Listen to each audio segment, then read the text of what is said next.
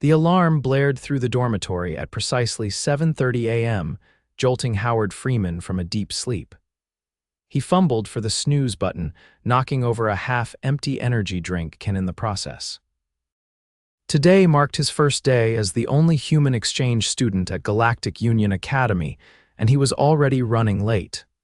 "Damn it," Howard muttered, scrambling out of bed. He'd spent the previous night organizing his belongings in the strange alien accommodations that would be his home for the next year. The room, designed for various species from across the galaxy, featured adjustable gravity settings, atmosphere modulators, and temperature controls that Howard still didn't fully understand. He showered quickly in the sonic cleansing unit, still strange compared to Earth's water showers, and reached for his toiletry bag. Deodorant, toothpaste, and his favorite cologne. His mother had packed the expensive bottle of Midnight Ember as a going-away present. "For special occasions," she'd said with a wink, "today certainly qualified." Howard spritzed the cologne generously across his neck and chest, the woody, spicy scent filling his personal quarters. With no time for breakfast, he grabbed his tablet and hurried toward his first class, interspecies biology and physiology. The hallways of Galactic Union Academy bustled with alien life forms of all shapes and sizes. Some floated, others slithered, many walked on varying numbers of limbs. Howard had been briefed extensively on the main species he would encounter, but nothing prepared him for the actual diversity.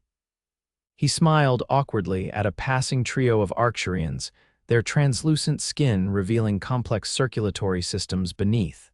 The classroom door slid open as Howard approached. He stepped inside, immediately aware that he was the last to arrive. 20 pairs or sets of eyes turned to look at him. "Ah, the human representative has arrived," announced Professor Xylox, a tall, spindly being with 4 arms and iridescent skin.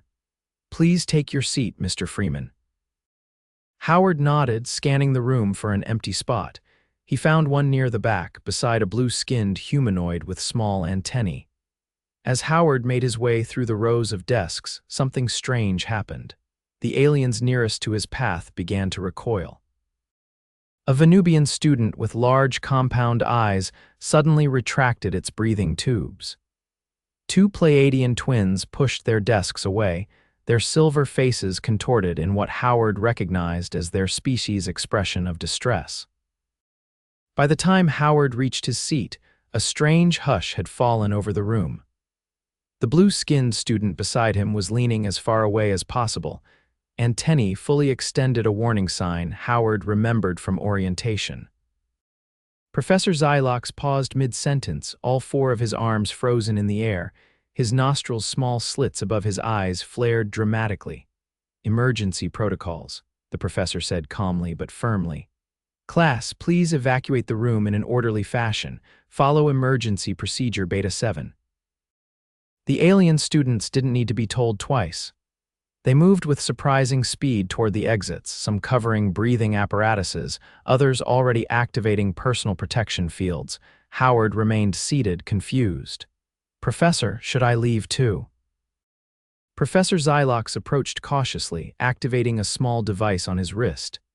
"Mr. Freeman, are you carrying any chemical agents or biological weapons?" "What? No," Howard said, shocked by the accusation. "I just got here. I wouldn't even know where to find weapons." "Our sensors are detecting high levels of toxic compounds emanating from your person.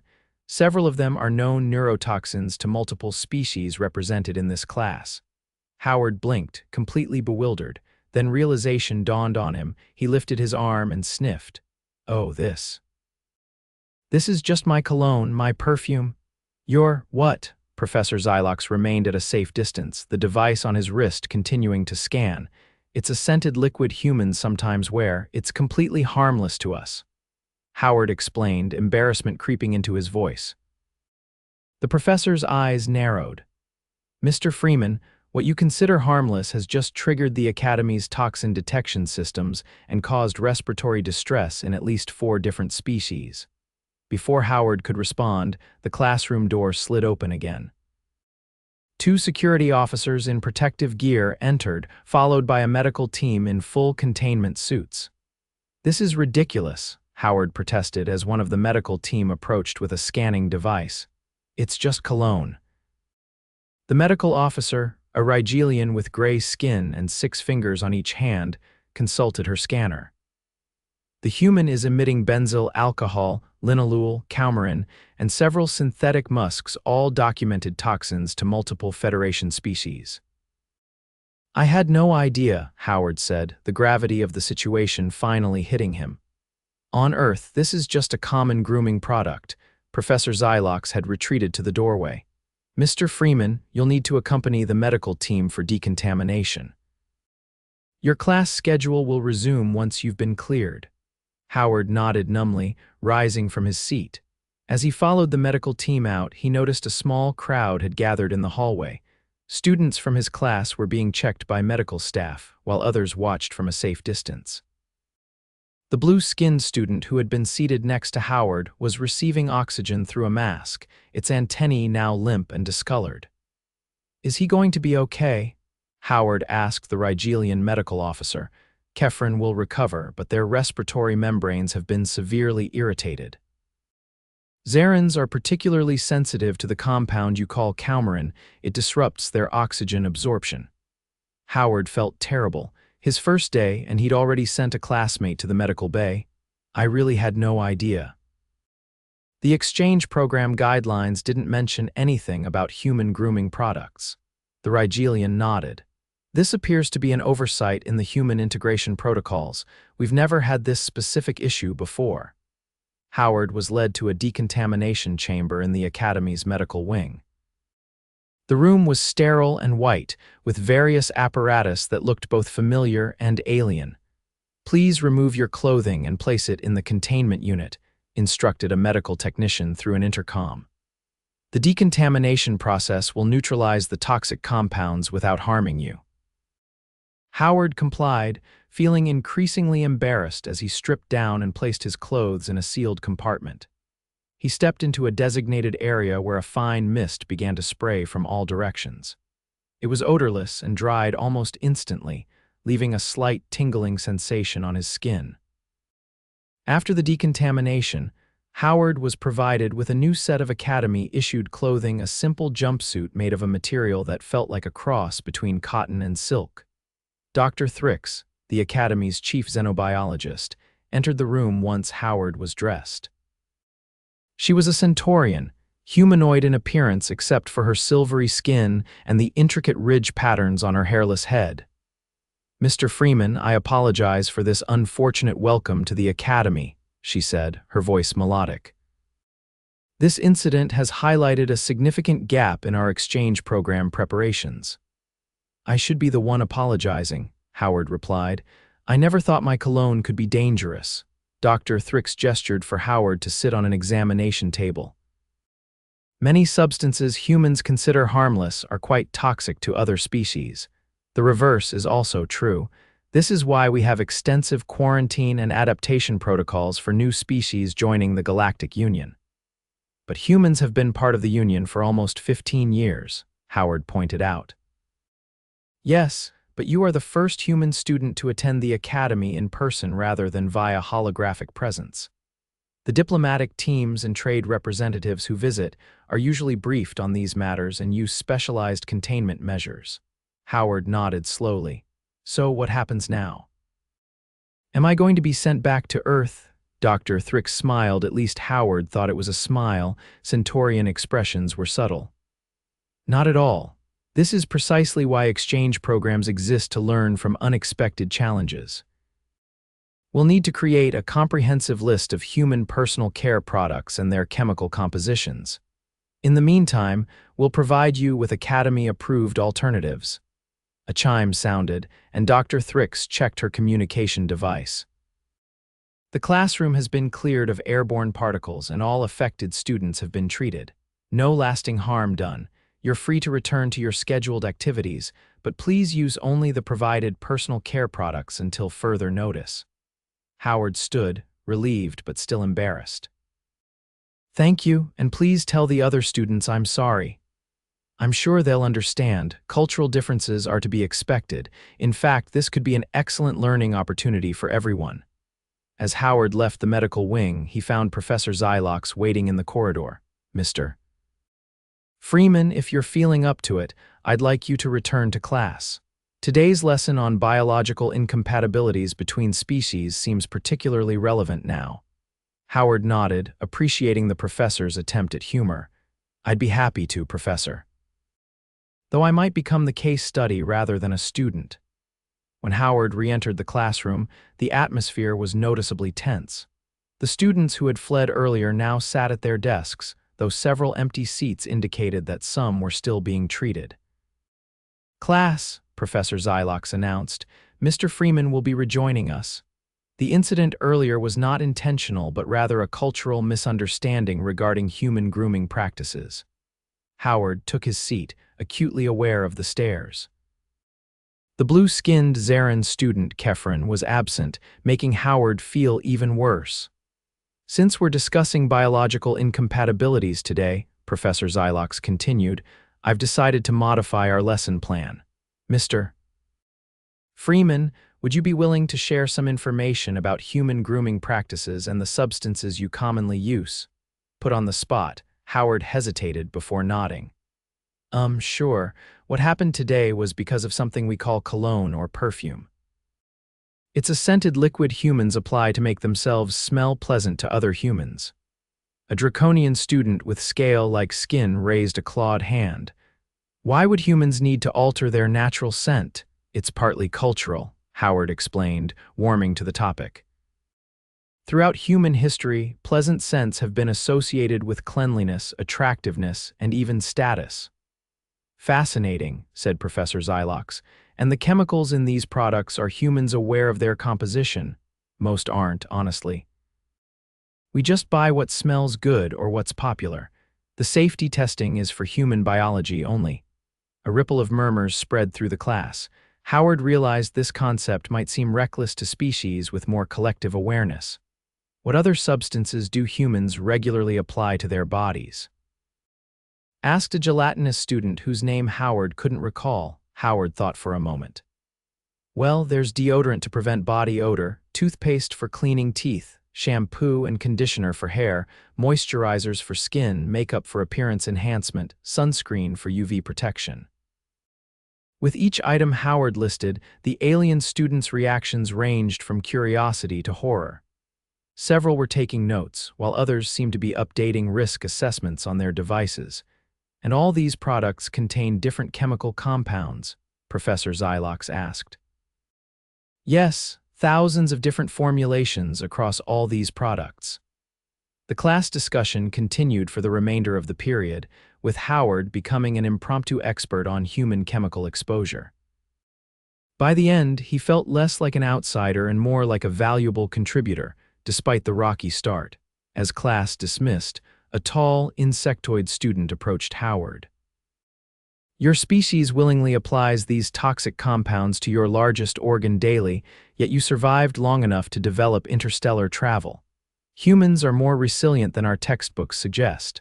Howard wasn't sure if this was a compliment or an observation. Thanks, I think. The insectoid clicked its mandible appendages, the equivalent of a shrug, and moved on. Howard was about to leave when Professor Zylox called him over. Mr. Freeman, I received word that Kefren has been released from medical care and would like to speak with you. Is that safe? Howard asked. I don't want to cause another reaction. The decontamination was thorough, and the Academy-issued clothing is designed to be hypoallergenic across all known species. You should be fine, but perhaps maintain a bit more distance than you would with a human. Howard found Kefren in one of the Academy's meditation gardens, an indoor space filled with plants from various worlds, designed to accommodate different atmospheric needs in separate but visible sections. Kefren sat in the section labeled Oxygen-Nitrogen Mix, Standard Pressure, which fortunately was compatible with human needs.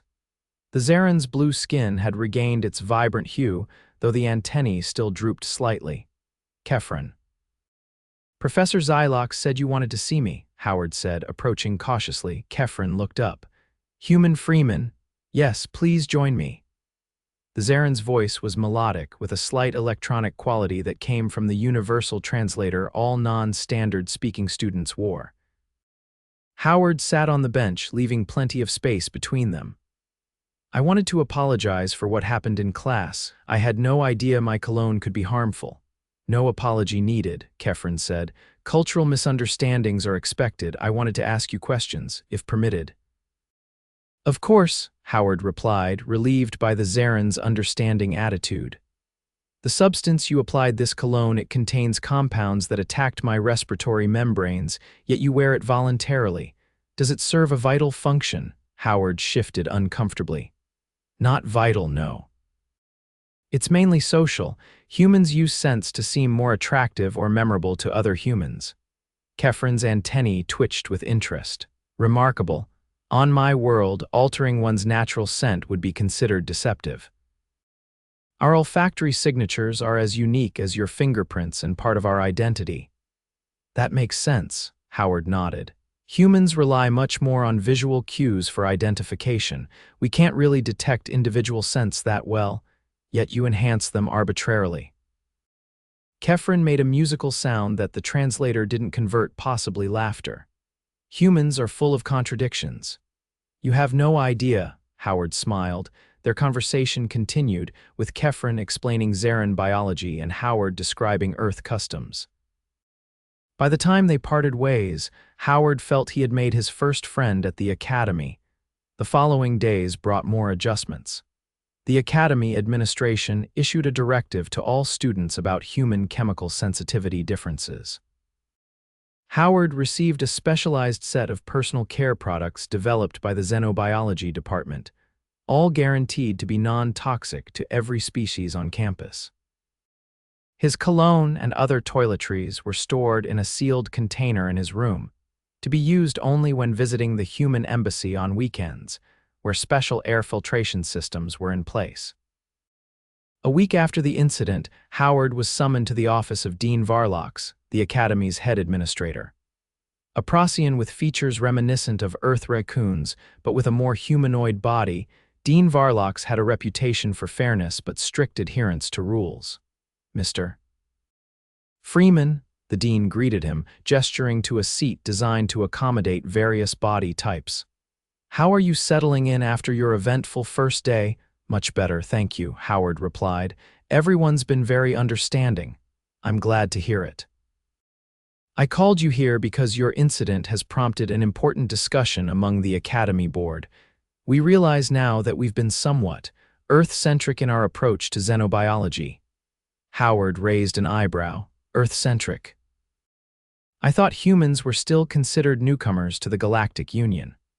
Politically, yes, Dean Varlox nodded, but in terms of biological research, Earth has been disproportionately studied due to its remarkable biodiversity.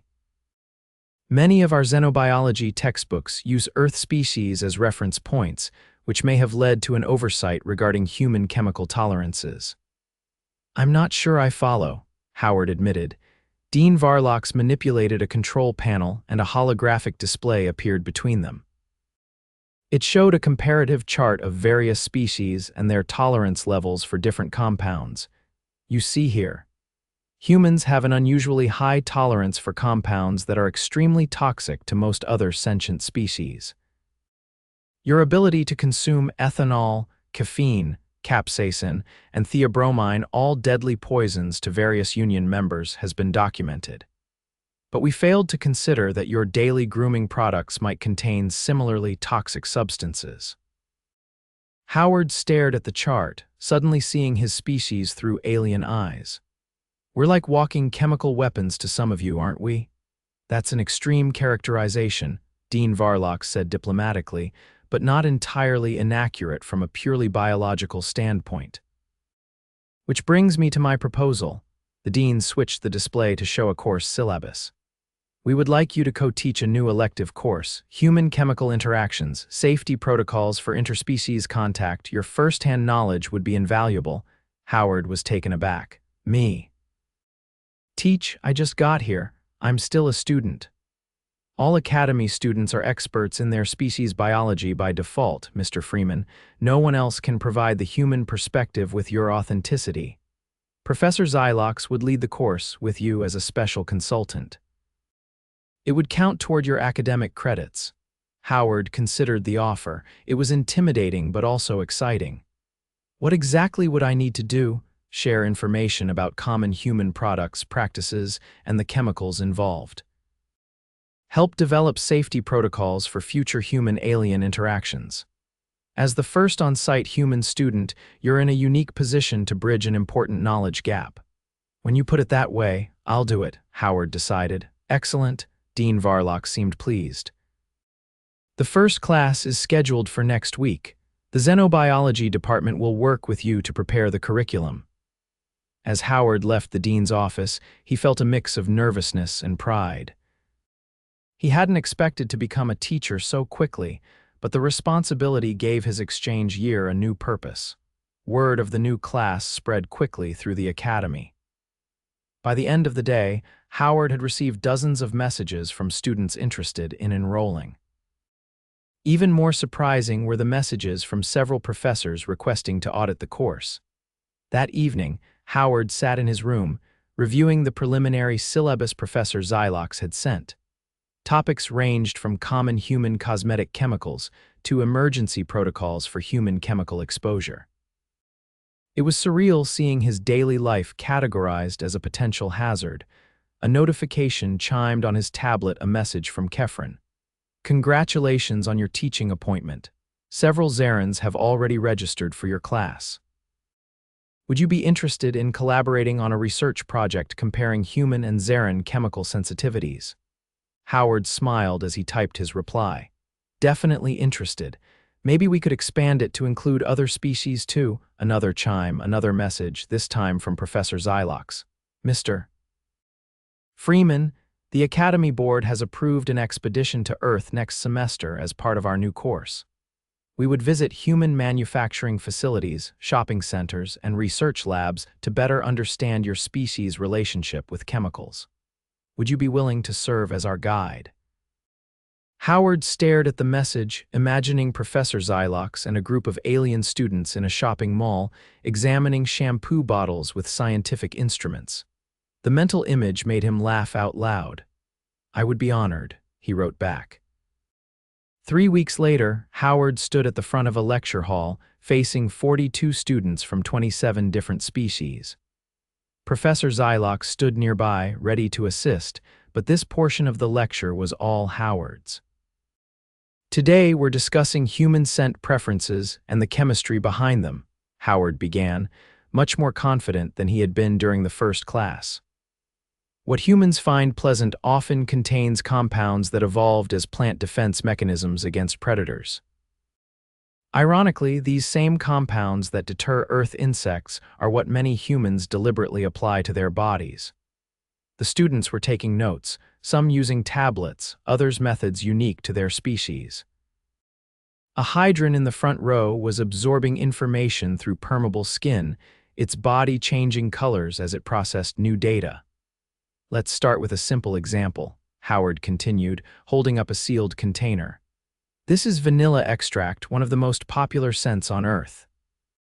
The primary compound is vanillin, which serves as a warning signal to many Earth insects. Yet humans use it in food, fragrances, and even medicines. Professor Xylox activated a display showing the molecular structure of vanillin. As you can see, this compound bears striking structural similarities to defense toxins found in several sentient species, including the Arcturians and Betelgeusians. A Betelgeusian student raised a tentacle. Is it true humans intentionally consume vanillin despite its bitter molecular profile? Yes, Howard confirmed. In fact, we consider it sweet. This demonstrates how differently evolved sensory systems can interpret the same chemical signals. The lecture continued, with Howard explaining various human scent preferences and their evolutionary origins. The students were engaged, asking thoughtful questions that sometimes made Howard reconsider aspects of human behavior he had always taken for granted.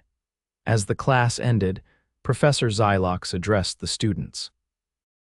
For next week, please read the case studies on the Earth diplomatic incident of 2138, when a human delegate's aftershave caused respiratory distress in the Syrian ambassador. Mr. Freeman will explain the cultural context that led to the misunderstanding. The students filed out, many stopping to ask Howard additional questions or share observations about their own species' chemical sensitivities. Kefren approached last, antennae now fully recovered and swaying gently, a sign of contentment in Zaren's. Human Freeman, our research proposal has been approved. The Xenobiology department is providing full funding. That's great news, Howard said, and please just call me Howard. Howard, Kefren tested the name. In my culture, using only one name signifies close friendship. That's what I intended, Howard replied with a smile. Professor Xylox joined them. Your lecture was excellent, Mr. Freeman.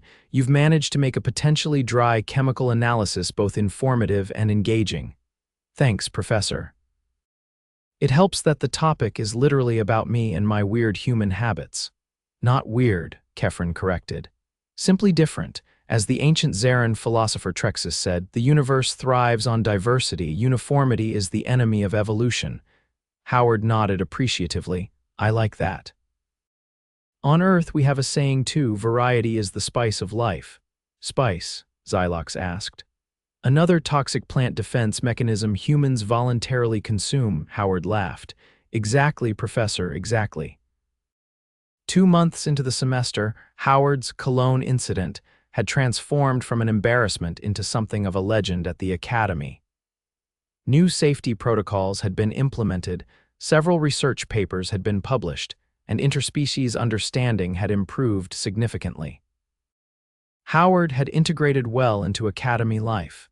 He had friends from various species, was excelling in his studies, and his co-taught course had become one of the most popular electives. The incident that could have alienated him had instead made him an integral part of the community. One evening, while working with Kefren in the Xenobiology lab on their research project, Howard received an urgent message from Dean Varlox requesting his immediate presence. I wonder what this is about, Howard said, setting down his equipment. Kefren's antennae twitched with curiosity. Perhaps news about the Earth expedition. The board was finalizing the details this week. Howard hurried to the administrative wing, finding not only Dean Varlox waiting but also a delegation of officials he didn't recognize. Among them stood a human woman in a Galactic Union diplomatic uniform. Mr. Freeman, Dean Varlox greeted him. Thank you for coming so quickly. May I introduce Ambassador Chen from the Human Diplomatic Corps? The woman stepped forward with a warm smile. Mr. Freeman, it's a pleasure to meet you. Your work here has caught the attention of the highest levels of the Galactic Union. Howard shook her hand, confused. My work? You mean the class on human chemical interactions? That and much more, Ambassador Chen explained. Your cologne incident and the subsequent educational initiative have highlighted a critical gap in interspecies safety protocols. The Galactic Council has established a new committee on chemical compatibility and cross-species safety, and they've requested your participation. Howard blinked in surprise. Me, but I'm just a student. A student who has done more to advance practical xenobiology in 2 months than many researchers accomplish in years, Dean Varlox interjected. Your unique perspective as both subject and researcher has proven invaluable. Ambassador Chen nodded in agreement. The committee will meet during your academy breaks, so it won't interfere with your studies. You would serve as a human representative alongside scientists and diplomats from across the Union. This is a great honor, Mr. Freeman, added one of the other officials, a proximan with feathered appendages. Rarely is a student invited to participate in council-level committees. Howard felt overwhelmed but also proud. What had begun as an embarrassing cultural misunderstanding had evolved into something much more significant. I would be honored to accept, he said finally. Excellent, Ambassador Chen smiled. The first meeting is scheduled for your winter break on the council station. Transportation will be arranged through the academy. After the meeting concluded and the officials departed, Dean Varlox walked Howard back toward the dormitories. "I hope you realize the significance of what you've accomplished, Mr. Freeman." "I'm still trying to process it all," Howard admitted.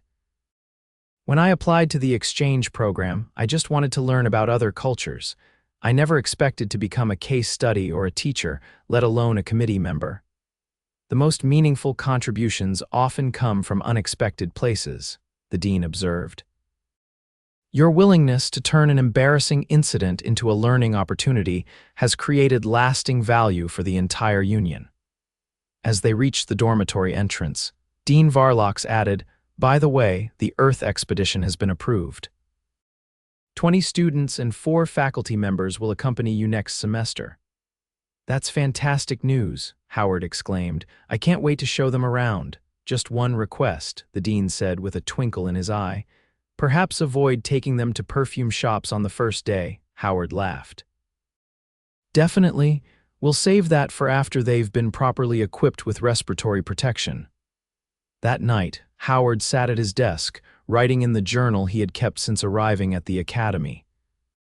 He reflected on how a simple bottle of cologne had changed the trajectory of his exchange year and potentially his future career. A message notification appeared on his tablet, a group invitation from Kefren and several other students to celebrate Howard's committee appointment. As Howard prepared to join his friends, he glanced at the sealed container holding his cologne bottle.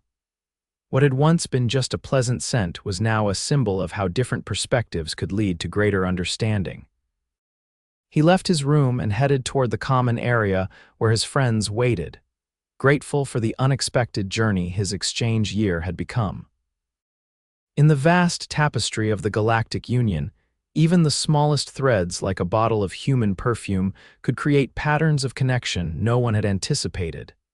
The next morning, Howard woke to find his story had spread beyond the academy.